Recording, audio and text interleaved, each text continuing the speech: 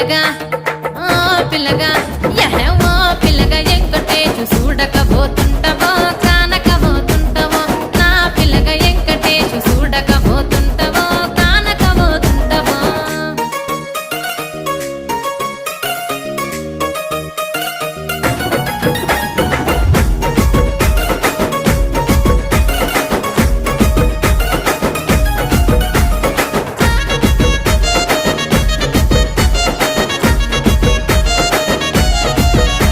ఓయ్ కండ్లకు కాటు కవెడితే కన్యాకుమారిని నా